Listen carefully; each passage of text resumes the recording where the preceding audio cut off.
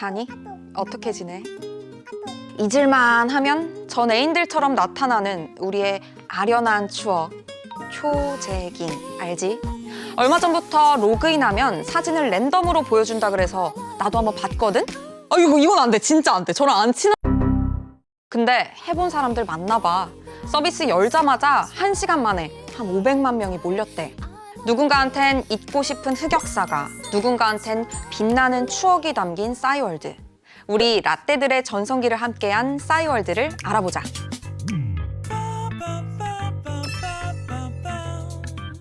싸이월드는 1999년 카이스트 대학원생들이 이비즈라는 창업 동아리에서 만들었어. 초기에는 커뮤니티 기반 클럽 형태였지. 처음부터 잘 나갔냐고? 아니. 그때 당시에 버디버디, 프리첼, 다모임, 알럽스쿨 등 비슷한 업체가 뭐 많아도 너무 많았어.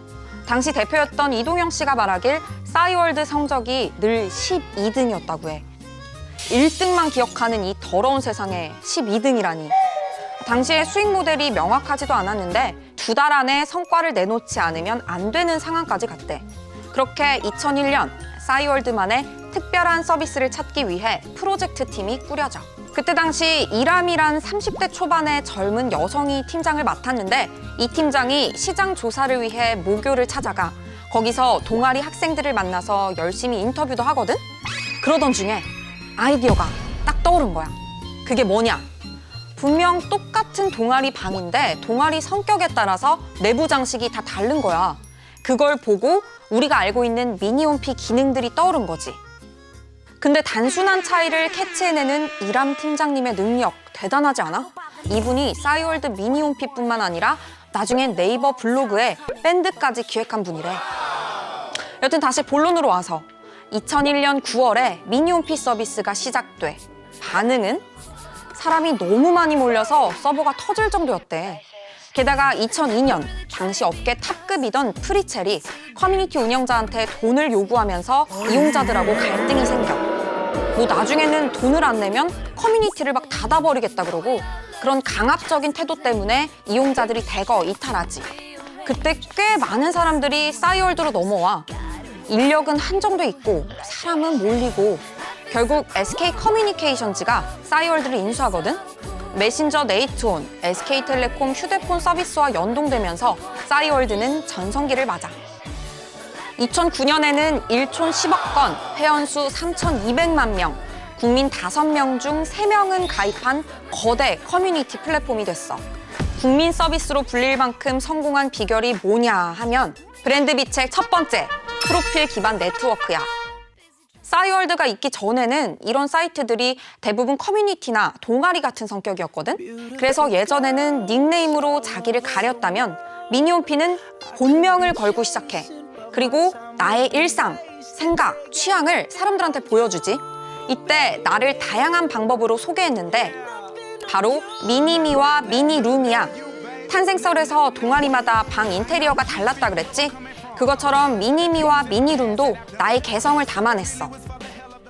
라떼는 말이야, 힙하게 선글라스도 막 쓰고 두건도 좀 써줘야 명함 좀 내밀었다고.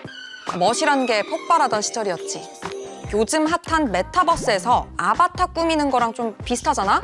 이런 거 보면은 싸이월드가 시대를 앞선 건지 유행이 돌고 돈다는 게 참 신기해. 2000년대 초반, 그땐 지금보다 감성이 촉촉했다고. 촉촉한 눈물로 우리들의 가슴을 적시는 글부터 화가 많이 나 있던 사람들도 있었어. 국가가 허락한 유일한 마약에 심취했던 분도 있지. 그 뭐 다이어리에 뭐 세상은 왜 이럴까, 뭐 내가 정치. 싸이월드 슬로건이 사이 좋은 사람들이거든. 가까운 친구를 엮어주는 일촌제도, 또 상대방의 미니홈피에 남기는 일촌평, 방명록 등을 통해서 끊임없이 교류하도록 돼 있었지.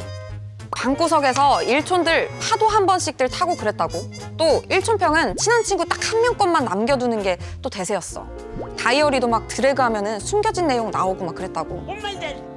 어느 기업이든 생존을 위해선 안정적인 수익 모델을 확보해야 되잖아. 싸이월드는 다행히 안정적인 수익 모델을 찾았어. 브랜드 비책 두 번째, 가상화폐 도토리야. 하나당 100원이란 가격이 책정됐는데 이걸로 배경음악도 사고 미니홈피 스킨도 꾸미고 또 도토리도 선물하고 한창 잘 나갈 때 싸이월드 연매출이 1,000억 원에 달했어. 다들 어떤 음원을 많이 샀을까?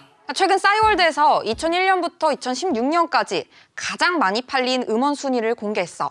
1위는 바로 어떤 거 사셨어요? 테이? 테이? 버즈, 사랑은 가슴이 시킨다. 1위는 바로 임창정의 소주 한 잔이래. 음악에 취한다.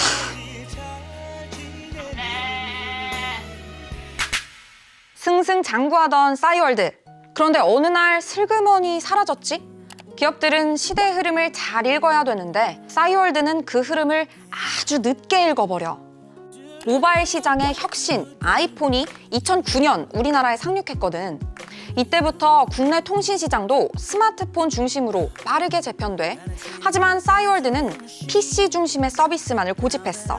그러다 뒤늦게 모바일 서비스를 시작하기는 했는데 언제냐 하면 2012년 9월. 늦어도 너무 늦지? 벌써 페이스북과 트위터, 카카오 페이지에 밀린 상황이고 또 사용자 편의 역시 페이스북하고 비교됐어. 친구들의 미니홈피를 직접 찾아가야만 정보를 알 수 있는 구조였으니까. 반면에 페이스북이나 트위터, 인스타그램은 다들 알다시피 친구 소식이 피드에 자동으로 바로바로 올라오잖아.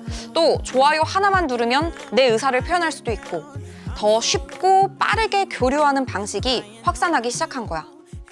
또 2005년에 미국과 일본, 중국 등에 진출했는데 큰 성과를 내지 못해. 페이스북은 이메일만 있으면 누구나 회원가입이 가능했는데 싸이월드는 한국 법 때문에 외국인 등록이 힘들었어. 이것뿐만 아니라 2011년 대규모 개인정보 해킹 사태 등을 겪는 등 여러 악재가 겹치면서 2015년에는 국내 SNS 시장 점유율이 2%대까지 떨어져. 2011년도에 60%에 달했던 걸 생각하면 정말 초라한 수치야. 난 가끔 눈물을 흘린다. 가끔은 눈물을 참을 수 없는 내가 별로다. 그렇게 사람들한테 잊혀가는 싸이월드를 살리기 위해 2016년엔 프리첼 창업주인 전재환 대표가 싸이월드를 인수해. 어떻게 생각해보면 싸이월드 때문에 망했던 프리첼 창업주가 망해가던 싸이월드를 인수했다는 것도 묘한 포인트지? 그럼 지금은? 싸이월드는 다시 부활을 꿈꾸고 있어. 다행히 새로운 투자처를 찾았고 새로운 시도를 많이 하고 있는데 지금 준비 중인 메타버스 플랫폼 싸이월드 한컴타운이 대표적이야. 다시 보면 어떤 건 반갑고 또 어떤 건 이게 뭘까 싶기도 할 거야. 싸이월드를 지켜보는 우리들의 시선처럼 말이야. 이제 싸이월드에 대해 좀 알겠지? 과거의 추억으로만 남을지 아니면 다시 국민 SNS로 등극할 수 있을지 지켜보자고. 다음번에도 재밌는 주제로 찾아올게. 그럼 이만.